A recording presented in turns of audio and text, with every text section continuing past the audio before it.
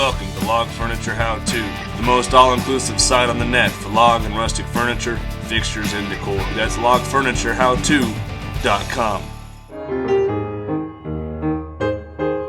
Hey everybody, welcome to San Juan Carpentry YouTube channel.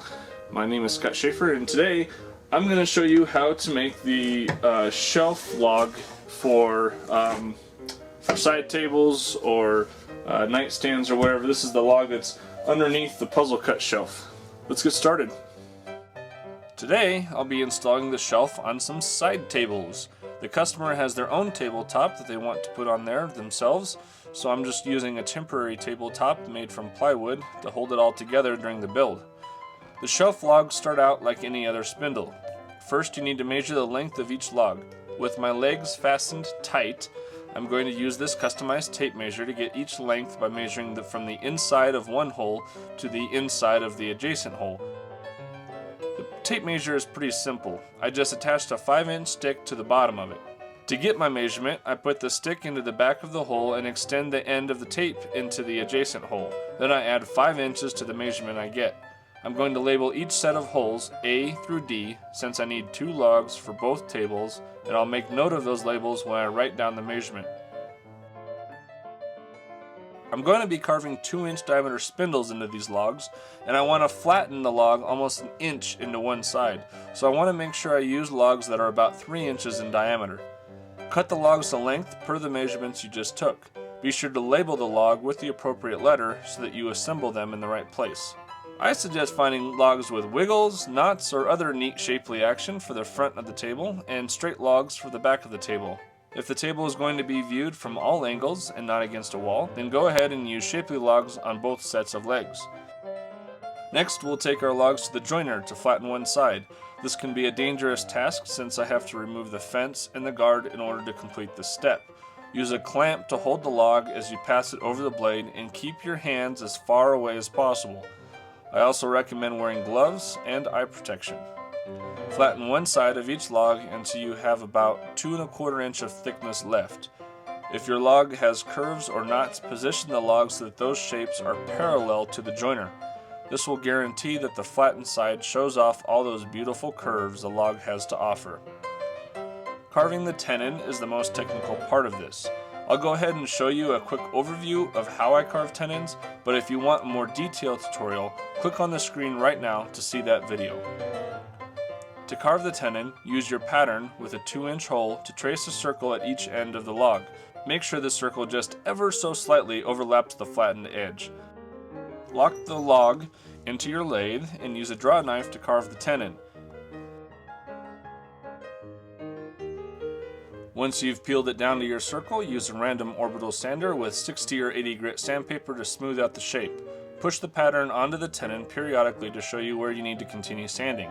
Do this until the pattern can be pushed about 2 to 3 inches up the tenon. After both tenons are complete, peel the bark and sand the rest of the log except the flattened side. Do not sand the flattened side and do not round the edges of the flattened side. If you sand it, it won't be perfectly flat anymore, and that's a bad thing. And make sure to finish sand the log with 120 grit sandpaper. Back at the assembly bench, loosen the legs so that you can spread them far enough to get the logs into place. Before inserting the logs, spread wood glue in the holes using a brush. Insert the logs, spin them so the flat side is facing the bottom of the tabletop, and press everything together as best you can by hand. Flip the table over so it's right side up.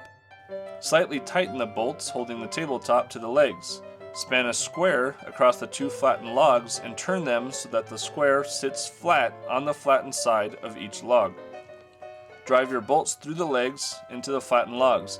Make sure the log doesn't twist as the bolt pulls it all together nice and tight.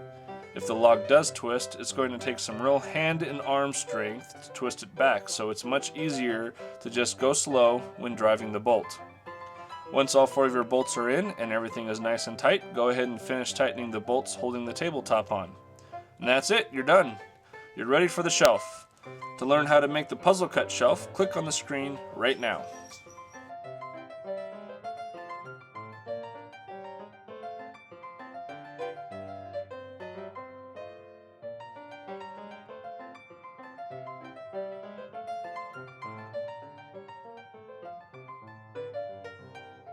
Alright, well that's how you make the log that holds the puzzle cut shelf. So I hope you learned something.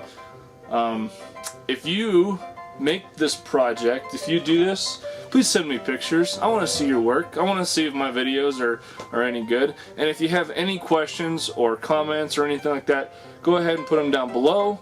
And I promise I will respond to your questions personally. I will. For real, I will. Try it. I will. Also, please subscribe to my videos, share them on Facebook, like the videos, because that helps with everything, helps me keep going with this. So also please visit my website, www.sanjuancarpentry.com. I've got products, pictures, videos there. And also logfurnitureHowTo.com is a cool site. I'm also on Etsy, Facebook, eBay, Alibaba. I'm out there. You can find me. I'm out there. My website has links to everything, so just go there. SanJuanCarpentry.com. Thanks so much for watching. See you in the next one. The music you heard in this video was performed by Colorado pianist Lacey Black. To find out more about Lacey, you can visit her website at lacyblack.net or find her on Facebook.